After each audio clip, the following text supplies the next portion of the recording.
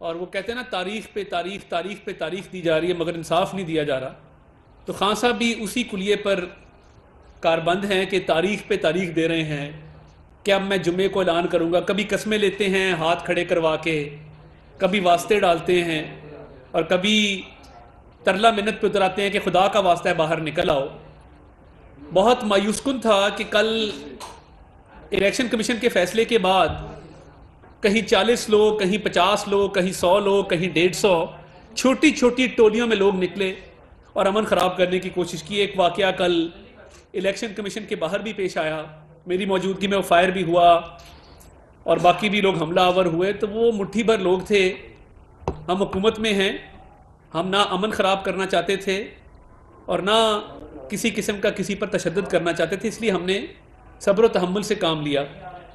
मगर कल एक बात साबित हो गई कि जो फायर निकाला गया और शाहराए दस्तूर पे फायर किया गया रेड जोन के अंदर, तो ये खान साहब लॉन्ग मार्च कोई जमहूरी या पुरअमन मार्च करने नहीं आ रहे। ये बाकायदा एक सोचे समझे मंसूबे के तहत पुरतशद्दुद कार्रवाइयां करने आ रहे हैं, आग लगाने आ रहे हैं, कत्लो गारत करने आ रहे हैं। और देखिए कि पिछली दफ़ा भी खैबर पख्तूनख्वा की पुलिस को इस्तेमाल किया गया, गिलगित बल्तिस्तान की पुलिस को इस्तेमाल किया गया। एक मौका ऐसा भी आया 25 मई को कि पंजाब पुलिस और गिलगित बल्तिस्तान की पुलिस आमने सामने थी और मेरे पास ये फैसला आया बतौर वजीर दाखिला कि क्या करना है। अगर मैं पंजाब पीछे हटने का उस वक्त हुक्म ना देता तो खुदा न खास्ता वहाँ गोली चल जाती और कोई ना कोई जान जो है वो ज़ाया होती और उस वक्त इसका शदीद नुकसान रियासत पाकिस्तान को होता कि जी पंजाब पुलिस के एहलकार ने गिलगित बल्तिस्तान के पुलिस एहलकार पे गोली चलाई है और उससे जो ख़तरात वफाक को लाहक होते, हमारी जो इत्तेहाद व इत्तफाक है उसको लाहक होते, उसका खमियाजा कई दहाइयों कौम को भुगतना पड़ता। तो ये जो असले से लेस जत्थे आ रहे हैं और पिछली दफ़ा भी 25 मई से पहले ही गोली चला के से दूरी, उसका जिम्मेदार इदारों को ठहराता है। अब इदारे तो इस बात की जिम्मेदार नहीं है कि आप अपने एमएनएस को मैनेज नहीं कर सके। उससे पहले जब बजट का सिलसिला होता था और बजट पास करवाना होता था तब तो आप तरला मिन्नत करते थे कि जी मेरे मेंबर पूरे कर दें, और मैं नहीं जानता कि मैंने सियासी मैनेजमेंट कैसे करनी। दो लोग इसकी सियासी मैनेजमेंट करते थे, एक मोहतरम अलीम खान साहब और दूसरे मोहतरम जहांगीर तरीन साहब। तमाम लोगों को तहरीक इंसाफ में शामिल कराने में भी वो पेश थे। अब हुआ क्या कि जब उन दोनों के खिलाफ पर्चे किए गए बुजदार को कंफर्टेबल करने के लिए, उनकी बेटियों तक को ना छोड़ा गया, उनके खिलाफ पर्चे दिए गए, फैमिलीज के खिलाफ पर्चे दिए गए, तो वो आपकी सियासी मैनेजमेंट छोड़ गए। तो आपके एमएनए स्लिप होके आए हैं। क्या अमेरिका ने कहा है उनको कि स्लिप हो जाओ? क्या आपके एमएनएस को कोई इदारे की तरफ से कहा गया कि स्लिप हो जाओ? आप नाकाम रहे मईशत के फ्रंट पे भी और सियासी मैनेजमेंट के फ्रंट पे भी। और आपकी जिस तरह आपने असेंबली चलाई, जिस तरह आपके डिप्टी स्पीकर कासिम सूरी जिस आज तक स्टे पे बैठा है, उसने एक गैर आईनी ऑर्डर पास किया और उसके बाद आपने असेंबलियां तोड़ी।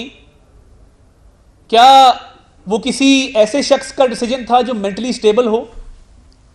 दोष आप इदारों को देते हैं, दुआ दे उन इदारों को कि वो ना होते तो आप भी ना होते, और वो आज भी मुल्की सालमियत के लिए काम कर रहे हैं, मुल्की मफाद में काम कर रहे हैं। और आप अपनी हरकतें देखें कि आपने जो तोशा खाना के तहाइफ बेचे हैं वो आपने कैसे बेच दिए और उसका मुनाफा कहां पे है।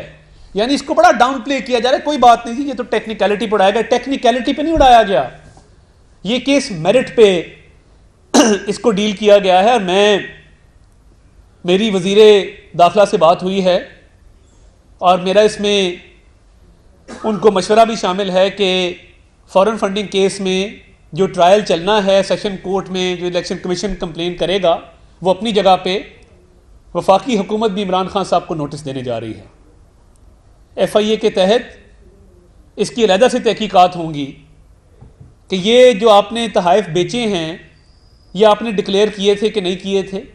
जवाब है नहीं किए थे। यानी एक दौरा ऐसा है कि फवाद चौधरी को भी तोहफा मिला है, सेक्रेटरी फॉरेन अफेयर्स को भी तोहफा मिला है, आपको तो कोई तोहफा नहीं मिला। या तो उन्होंने ये सोचा दोस्त मुल्क ने कि भाई ये तो बड़ा कमीना आदमी है, तो चीज़ें बेच देता है, इसको तोहफा ना दो, बाकियों को दे दो। या तो ये बात है कि बतौर हेड ऑफ डेलीगेशन, बतौर हुकूमत के सरबराह के, बतौर वजीर आजम के, आपको तोहफा नहीं मिलता, पूरे डेलीगेशन में वज़रा को, अफसरान को तोहफे मिल जाते हैं। वो तोहफा किधर गया? वो आपने आके डिक्लेयर नहीं किया, आपने छुपा लिया। अब जो तोहफे आपने ख़रीदे हैं और ख़रीद के बेचे हैं, यानी ये कोई व्यापार है? आपके पास इतना टाइम होता था कि आप बाकायदा बैठ के कैलकुलेशन करके व्यापार करते थे कि ये तोहफा बेचना है, पहले ख़रीदना है फिर बेचना है।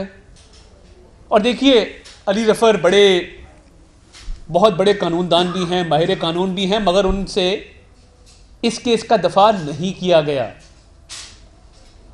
इस केस का इसलिए उनसे दफा नहीं किया गया क्योंकि उन्होंने इलेक्शन कमीशन के सामने इस बात को तस्लीम किया कि जो हमने तोहफे बेचे थे उसका मुनाफा फ़लाँ अकाउंट में जमा कराया था। अब जब पूछा गया कि जिस अकाउंट में वो मुनाफा जमा करवाया गया है उस अकाउंट की तफसीलात और स्टेटमेंट ऑफ अकाउंट हमारे हवाले की जाए, तो इस बात से इनकारी हो गए और बज़िद हो गए कि क्योंकि इलेक्शन कमीशन कॉम्पिटेंट फोरम नहीं है, इलेक्शन कमीशन का इख्तियार नहीं है कि वो हमारे से वो अकाउंट की तफसीलात ले सकें जिसमें तोहफे बेचने के बाद का मुनाफा जमा कराया गया है। अब जब अकाउंट नंबर पूछा गया, अकाउंट नंबर भी देने से कासिर थे और अकाउंट नंबर के साथ साथ अकाउंट की स्टेटमेंट भी देने से कासिर थे। और देखिए जब इलेक्शन कमीशन के सामने आप एक बात तस्लीम कर रहे हैं कि मैंने ये तोहफा बेच के मुनाफा अकाउंट में जमा कराया है, तो वो तो आपने खुद मान लिया कि मैंने वो तोहफा फ़रोख्त किया था। अब उस अकाउंट की जब डिटेल आपने नहीं दी तो उसके बाद क्या हुआ? स्टेट बैंक ने कुछ आपके अकाउंट्स की तफसीलात निकाली। कैसे निकाली? कि इलेक्शन कमीशन ने ख़त लिखा और आपने क्योंकि अकाउंट नंबर गलत दिया था, अब स्टेट बैंक के पास तमाम रिकॉर्ड मौजूद होता है। आपका भी आईडी कार्ड डालेंगे तो आईडी कार्ड डालते ही ये पता चल जाएगा कि उस आईडी कार्ड के अगेंस्ट कितने बैंक अकाउंट ऑपरेशनल हैं, कितने बैंक अकाउंट जो हैं वो एग्जिस्ट करते हैं। तो ये इलेक्शन कमीशन ने जब ख़त लिखा तो स्टेट बैंक ने आपके आईडी कार्ड के ज़रिए बैंक अकाउंट निकाला, तो पता लगा कि जो बैंक अल-फलाह का अकाउंट था उसमें एक हिस्से का हेर फेर था कि आपने 0 की जगह 9 और 9 की जगह 0 लिखा हुआ था कि इलेक्शन कमीशन उसकी छानबीन ना कर सके। आप देखिए कितना बड़ा फ्रॉड है कि पहले आप इनकार कर दें कि मैंने बैंक अकाउंट की तफसीलात फराहम नहीं करनी, फिर आप गलत अकाउंट नंबर जमा करा दें। वो तो फिर स्टेट बैंक से डेटा निकला तो पता लगा कि वो मुनाफा अकाउंट में कभी जमा ही नहीं हुआ और जितने पैसे उस अकाउंट में थे वो उसके बराबर नहीं थे जितना महंगा वो तोहफा था। अब ये जो व्यापार इमरान नियाज़ी साहब ने किया है, क्या इसके बाद भी ये समझते हैं कि ये अहल हैं कि ये पब्लिक ऑफिस होल्ड कर सके?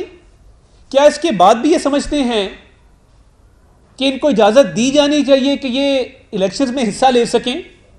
यानी एक तरफ एक वज़ीर आज़म को निकाला जाता है बेटे से तनख्वाह ना लेने पर, और आपने तो सीधा साधा केस है चोरी का कि आपने तोहफे बेचे हैं और वो बेच के मुनाफा खा लिया है, और कुछ तोहफे हैं जो आपने डिक्लेयर नहीं किए।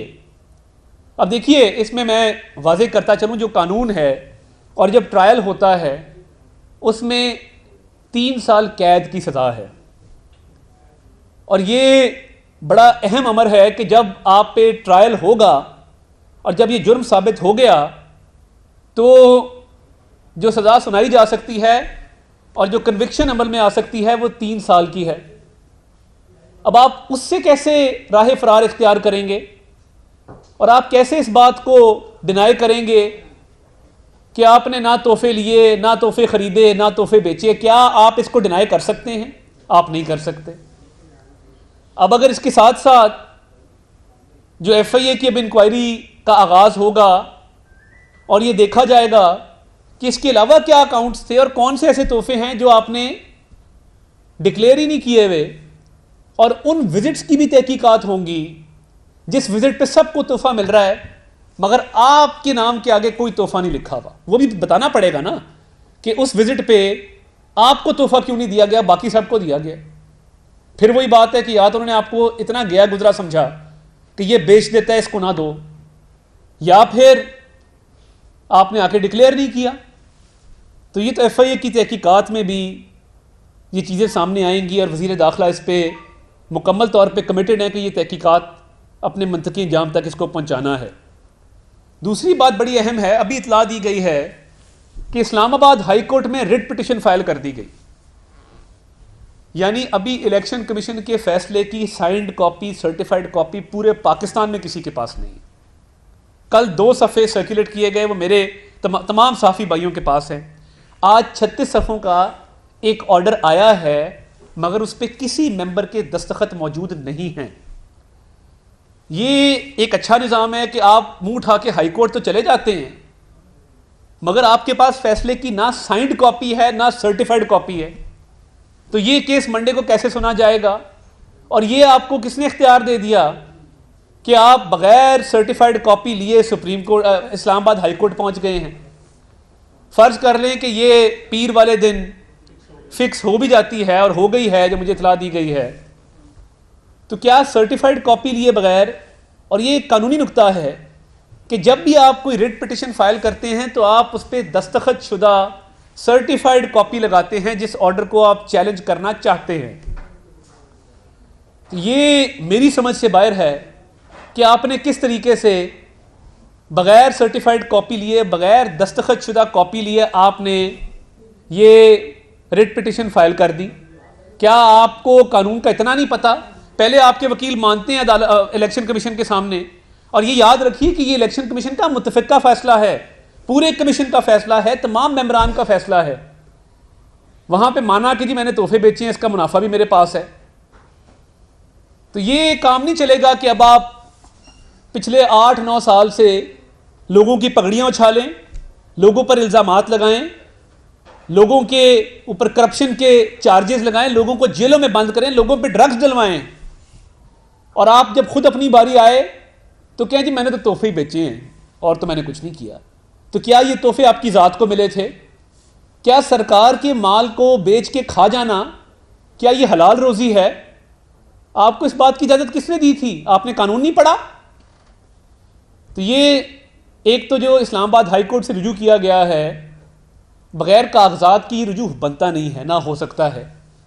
एक तो इसको हमें फरीक बनाया गया है क्योंकि ये मोहसिन शाहनवाज रांझा साहब और अली गौहर बलोच की पिटिशन थी। तो हमारे वकला जब नोटिस इशू होंगे इस पर एतराज़ उठाएंगे कि किस तरीके से ये पिटिशन फाइल की गई जबकि सर्टिफाइड कॉपी ऑर्डर की नहीं मौजूद, और अगर ये कॉपी लीक होकर इन्होंने ली है वो इनके पास किस जरिए से आई है। पहली बात तो ये है। दूसरी बात यह है कि FIA की तहकीकात का फेडरल गवर्नमेंट आगाज़ कर रही है और इस केस को मंतकी अंजाम तक वहाँ भी पहुँचाया जाएगा, वहाँ भी चलान जमा होगा, वहाँ भी ट्रायल का प्रोसेस होगा। और मेरा ये भी ख्याल है कि ये क्योंकि अब एक शख्स ऐसा है जिसके ऊपर ये चार्ज लग गया है और अब ये नाअहल शख्स है, तो इसकी तकरीर पे भी पाबंदी लगनी चाहिए और मीडिया पे इसकी तकरीर नशर नहीं होनी चाहिए। ये एक खाइन शख्स है, इसने एक चोरी की है और ये एक मुसद्दका चोर और फ्रॉडिया डिक्लेयर हुआ है। तो ये नहीं हो सकता कि कभी अमेरिका को दोष दें, कभी अदलिया को दोष दें, कभी इलेक्शन कमीशन को दोष दें, कभी फौज को दोष दें और अपने करतूत ऐसे हों कि घड़ी, पेंटिंग्स, पिर्च, प्यालियां, एस्ट्रे तक ना छोड़ा हो। कोई और शख्स मुझे पाकिस्तान में बता दें जिसने घड़ी, पेंटिंग, पिर्च, प्यालियां, एस्ट्रे तक चोरी कर ली हो। और फराह गोगी वापस क्यों नहीं आती पाकिस्तान? फराह गोगी को पाकिस्तान लाने में क्या अमर माने है? एक नैब की इन्वेस्टिगेशन पेंडिंग है, FIA को वो मतलूब है और आपने उसको बाहर भगाया क्योंकि वो आपकी बेनामी है। हर ट्रांजैक्शन में जो बनी गाला में एक मनी गाला आपने बनाया हुआ था और पैसों की फैक्ट्री लगाई हुई थी, कि जहां पे हर पोस्टिंग ट्रांसफर का, हर ठेके का रेट तय होता था, जहां पे आप तय करते थे कि किस कंस्ट्रक्शन में कितना कमीशन लिया जाए, तो ये तमाम तफसीलात फरागोगी के पास हैं, इसलिए वो पाकिस्तान नहीं आती। और आपने उसको फरार तब करवाया जब बिल्कुल आपके इक़्तिदार के आखिरी अयाम में आप थे और आपको पता था कि ये अगर पकड़ी गई तो उसने 1 घंटे में वादा माफ गवाह आपके खिलाफ बनना है। और अभी भी आपके कुछ लोग मफरूर हैं, जिसमें सैफुल्लाह न्याजी मफरूर है, जिसमें आमिर कियानी मफरूर है। ये FIU को मतलूब हैं आपके फॉरेन फंडिंग केस में, इनके अकाउंटों में करोड़ों रुपए आए हैं, मगर ये दोनों रूपोश हैं। और आप आके बात करते हैं और उन लोगों का दिफा करते हैं जिन्होंने फौज पाकिस्तान पे इल्जाम लगाए हैं, जिन्होंने घटिया गुफ्तगू की है इदारों के खिलाफ, जिन्होंने सिपाही सलार के खिलाफ गुफ्तगू की है। आपने फैटिफ के लिए क्या किया?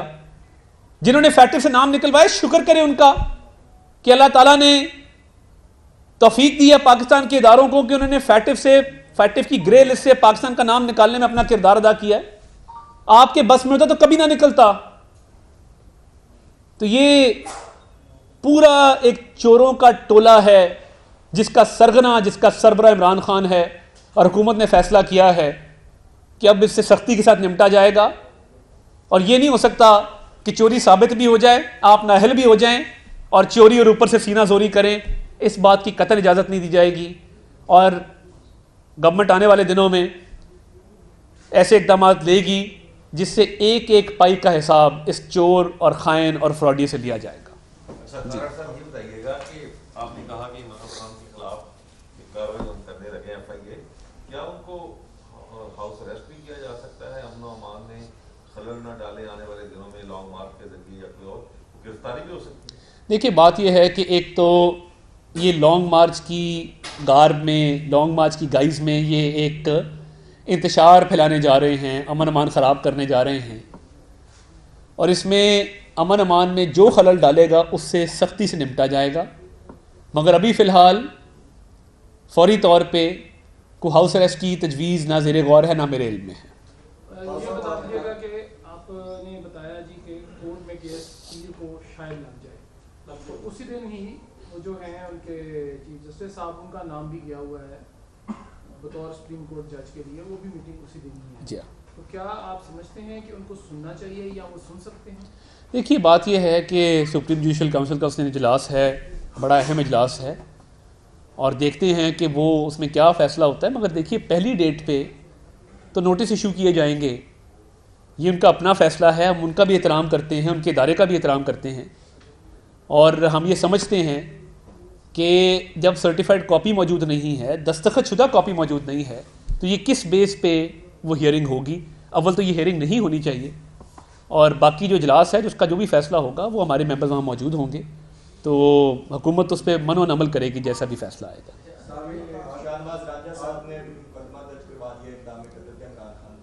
देखिए, मैं मौके पे मौजूद था, राजा साहब थोड़ा मेरे से आगे थे, मैं थोड़ा पीछे था।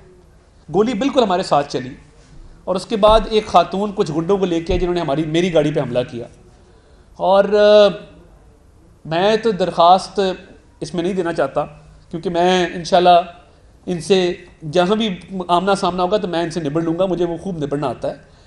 और मैं ये समझता हूँ कि ये जब बिल्कुल इनके बस से बाहर हो जाए और ये फ्रस्ट्रेशन का शिकार हो जाएं और इदारे को कुछ ना कह सकें, इलेक्शन कमीशन के गेट पे गोली चल जाना ये पहली दफ़ा हुआ है। और राजा साहब की जो एप्लीकेशन उस पर कार्रवाई होनी चाहिए। साले मोहम्मद भी गिरफ्तार है, उनका गार्ड भी गिरफ्तार है, मजीद तफ्तीश होनी चाहिए कि किसके कहने पर ये गोली चली, ताकि दूध का दूध और पानी का पानी।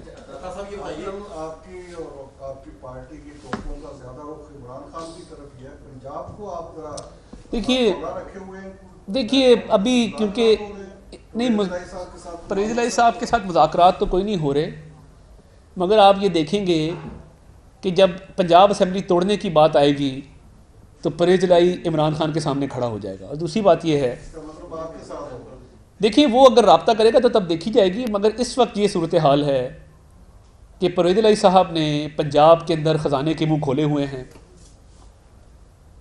कई जो गंदम के गोदाम हैं, गंदम वहाँ गल सड़ गई है, ख़राब हो गई है, और गंदम की रिलीज़ और गंदम के टारगेट्स प्रोविंशियल सब्जेक्ट है, वो सूबाई हुकूमत की ज़िम्मेदारी है। मगर ये इतने नाहल हैं कि इनको 131 नई गाड़ियाँ 1.5 अरब रुपए की कॉस्ट पे वो लेना तो याद था, नए जहाज़ का ऑर्डर करना याद था, अपनी बुलेट प्रूफ गाड़ी में 32 करोड़ के नए टायर डलवाना याद था, नए डिविजन्स और डिस्ट्रिक्ट बनाना याद था। मुझे ये बताइए कि अब गुजरात को डिवीज़न बनाया गया है जिसके इर्द गिर्द मोनस अलाई साहब ने ज़मीन खरीद ली है कुंजा में, जहाँ पे डिविजनल कॉम्प्लेक्स बनेगा, और मेरे ज़िले वज़ीराबाद को अटैच किया गया है, ज़िला हाफसाबाद को अटैच किया गया है। तो ये डिविजनल कॉम्प्लेक्सेस के पैसे कहाँ से आएंगे, नए डिस्ट्रिक्ट कॉम्प्लेक्सेस के पैसे कहाँ से आएंगे? ऑल्दो हम इस बात को वेलकम करते हैं कि वज़ीराबाद को ज़िला बनना चाहिए था, मगर ये शाह खर्चियाँ जो गाड़ियों पे जहाज़ों पे की जा रही हैं, तो क्या गवर्नमेंट और गंदम प्रोक्योर नहीं कर सकती थी?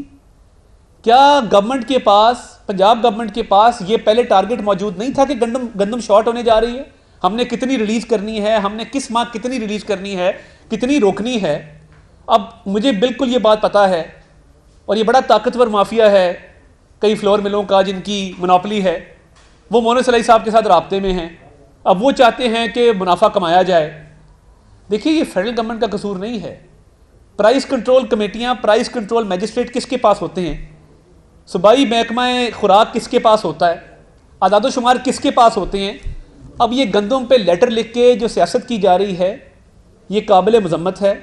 परवेज़ इलाही साहब ने ख़ुद ये बुरान पैदा किया है, इसके ज़िम्मेदार सिर्फ़ और सिर्फ परवेज़ इलाही हैं, क्योंकि जिन दिनों में वो जलसे करवा रहे थे, स्टेजों पे इमरान खान की खुशामद कर रहे थे, तब लोग सैलाब में डूबे हुए थे।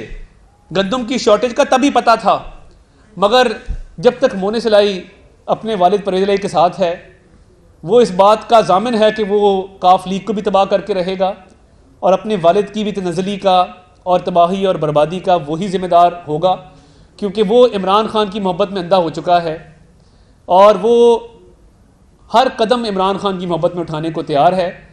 और ये जो शाह खर्चियाँ हैं, काश ये गंदम की प्रोक्योरमेंट पे लगाई जाती, अच्छे गोदामों में उसको सिक्योर करने पे लगाई जाती, मगर सूबाई हुकूमत गंदम के मामले में नाकाम हो चुकी है और हरगिज़ फेडरल गवर्नमेंट इनको इजाज़त नहीं देगी कि ये अपने मुंह मांगे रेटों के ऊपर बाहर से महंगी गंदम मंगवा के तो यहाँ आवाम पे मजालिम ढाएँ।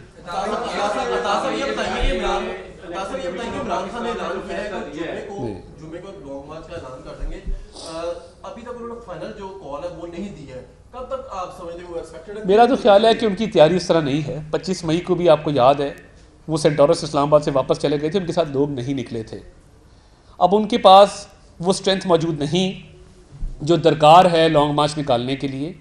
मुझे ये लगता है कि ये डेट जुम्मे से भी आगे जाएगी, क्योंकि जब बात हलफ लेने पे आ जाए, हाथ उठा के कसम और वादों पे और तरला मिन्नत पे आ जाए, तो लॉन्ग मार्च इस तरह नहीं निकाला जाता। और अभी जितने प्रोटेस्ट हुए हैं उनमें लोगों की तादाद में कमी वाकई हुई है। लोग इस बयानिए को, फ़ौज के ख़िलाफ़ बयानिए को पसंद नहीं करते और इंशाल्लाह आनी हाथों से निपटेंगे इनके साथ। इलेक्शन कमीशन में तोशाखाना से गाड़ियां अपने पास रखने के खिलाफ आसिफ अली जरदारी साहब नवाज शरीफ के खिलाफ भी केस है और अभी तक पेंडिंग पड़ा हुआ है, तो क्या आप मुतालबा करेंगे इलेक्शन कमीशन के असूल और अखलाकियात के मुताबिक उस केस को भी जल्द सुना जाए, उसका फैसला किया जाए? ये बड़ा इंटरेस्टिंग क्वेश्चन है। हमारा केस तो ट्रायल की स्टेज पे है, हमारा केस इसका भी जाना है, इसका तो केस अभी रेफर होना है ट्रायल के लिए। हम तो ट्रायल में खड़े हैं, तो इसको किसने रोका है? वहाँ पे चलाएं केस को। और नहीं, देखे ना, एक स्टेज होती है कि तोशाखाना में आप समझते हैं कि जी एक चोरी पकड़ी गई है, वो फिर रेफर होता है सेशन कोर्ट को, वहाँ पे ट्रायल होता है। हमारा तो नैब ट्रायल कर रही थी, हमारा तो ट्रायल की स्टेज पे केस था। तो मैं नहीं समझता कि मियाँ साहब और जरदारी साहब के खिलाफ कोई ऐसा मवाद मौजूद है कि उन्होंने कोई चीज़ डिक्लेयर ना की हो या किसी चीज़ की वैल्यू अदा ना की हो। तो गाड़ी तो इमरान खान साहब भी एक ले गए, उनको भी चाहिए वापस कर दें। अच्छा, ये फरमाइएगा सर कि तोशाखाना केस में इमरान खान साहब का कहना ये है कि जो तोशाखाना से तहफ़ लिए गए वो 50% जो है वो पे करके तो हमने जो है एज पर लॉ, जबकि आप कुछ सराय बताते हैं कि 50% नहीं पे किए गए, कोई 20% के करीब पे किए गए और बाद में इन्होंने इन्वेस्ट किया है। और उनका ये भी क्लेम करना है कि जो वहाँ से मुनाफा आया, पैसे आए, उससे बनी गला कि सड़क जो है वो बनाई गई है। इसमें क्या हकीकत है, कितनी हकीकत? देखिए, आपको इस शख्स के फ्रेम ऑफ माइंड को समझना होगा। ये वो शख्स है जिसने ज़िंदगी में कभी बटवा नहीं रखा। गाड़ी भी तोहफे में, पेट्रोल भी तोहफे में, बावर्ची खाना भी कोई चलाता है, यानी सारी उम्र इसने डोनेशंस पे गुजारा किया है। कभी ज़ाती इसने एक पैसा अपनी जेब से नहीं खर्चा, बटवा रखा ही नहीं, कभी ज़िंदगी में नहीं रखा। पहले और लोग थे जो फंड करते थे, इसको हर दौर में इसके मेहरबानों ने फंड किया है, वो तरीन साहब की शक्ल में हो, वो अलीम खान साहब की शक्ल में हो। और ये कोई करोड़ों की बात नहीं है, लोगों ने इस पे 1.5-2 अरब रुपया लगाया है। तो ये देखिए, और मियाँ साहब ने इसको ज़मीन अतिया की, चेक दिया शौकत खानम के लिए। तो ये बहुत सारे तहाइफ पोशीदा भी हैं, बहुत सारे तहाइफ के पैसे दिए भी नहीं गए, बहुत सारे तहाइफ डिक्लेयर नहीं किए गए, और जो मुनाफा कमाया गया है वो सड़क तो ये मियाँ साहब ने बनवाई थी। जब वो बनी गाला की सड़क मियाँ साहब ने बनवाई थी, जब 2013 में इलेक्शन के फौरी बाद इमरान खान साहब को मिलने गए थे और उन्होंने कहा कि ये सड़क जो है ये ठीक नहीं है, तो मैं आपको सड़क बनवा के देता हूँ, तो वो तो मियाँ साहब ने इसको बनवा के दी थी। इसने वो मुझे लगता है कि हीरे जवाहरात ख़रीद लिए होंगे, अंगूठियाँ ख़रीद ली होंगी, क्योंकि 5 कैरेट जो है वो बहुत पसंद है, तो इन्होंने ज़ाती अखराजात उससे किए होंगे। देखिए, सोशल मीडिया परसेप्शन है कि ये फटे हुए पैबंदों वाले कपड़े पहनता है, कुत्ते की आंखों में आंसू आ जाते हैं। वो मैंने नहीं कहा, वो नदीम मलिक साहब के एक इंटरव्यू में वो एक खातून फरमा रही थी जी, कुत्ते ने देखा कि इमरान खान साहब के कपड़े फटे हैं तो कुत्ते की आंखों में आंसू आ गए। अब ये एक बयानिया है, और दूसरी तरफ घड़ियाँ बेची जा रही हैं, दूसरी तरफ पेंटिंग्स बेची जा रही हैं। तो ज़ाती अखराजात बिल्कुल किए होंगे, जलसे जुलूस भी फंड हुए होंगे, बनी गाला की भी अखराजात निकले होंगे। तो वो ये चोरी वो अपना हक समझ के करता है, क्योंकि ज़िंदगी में उसने कभी पैसा लगाया ही नहीं है, पैसा दूसरे लगाते हैं, तो उसको आदत पड़ी थी, तो उसने कहा सरकार के ख़जाने को भी अपना ख़जाना समझा जाए। देखिए, बहुत सारी जगहों पे 20% पे किया है, उसकी भी तहकीकात इंशाल्लाह FIA करेगी जी। एक आप ये तोशा खाने के तहफ़ की बात कर रहे हैं, उनकी छोटी इन्वेस्टमेंट की बात, एक तरफ रेपुटेड ज़हायर की बात है जिनको कौड़ियों के बाद वो दिया गया और वो बहुत बड़ा एक स्कैंडल था। तो एक तरफ ये अरबों खरबों डॉलर का इशू है, एक तरफ ये चंद करोड़ का इशू है, क्या उस पे भी उसको भी इस ज़मरे में लेके आएंगे, उस पे भी कोई तहकीकात जारी है? देखिए, बिल्कुल उस पर ऑलरेडी सुप्रीम कोर्ट का एक फैसला आ चुका है, आर्बिट्रेशन हुई है, उस पर फेडरल गवर्नमेंट का पूरा फोकस है, बल्कि लॉ मिनिस्टर उस मामले को देख रहे हैं। तो उसमें जो इंटरनेशनल कमिटमेंट्स हैं वो पूरी होनी चाहिए और कानून ज़ाब्ते के मुताबिक वो केस चलेगा। मगर असल केस तो 190 मिलियन पाउंड का है, उसका भी जवाब देना कि बंद लफाफा काबीना के सामने रखा जाता है, तो बंद लफाफा क्यों रखा गया और काबीना ने बंद लफाफे को मंजूर क्यों किया, और 190 मिलियन पाउंड बहुत बड़ी रकम है। तो मेरा ख्याल है उसमें भी नैब के नोटिस गए हैं, मजीद जाने चाहिए। थैंक यू जी, बहुत शुक्रिया। YouTube पर गूगली न्यूज देखने के लिए youtube.com की सर्च बार में गूगली न्यूज TV टाइप करें। गूगली न्यूज के पेज पर सुर्ख रंग के सब्सक्रिप्शन वाले बटन पर क्लिक करना ना भूलिए। YouTube पेज पर अपलोड होने वाली वीडियोस से बाखबर रहने के लिए बेल आइकन पर क्लिक कीजिए। आपको हर नई वीडियो के बारे में नोटिफिकेशन मौसूल हो जाएगा।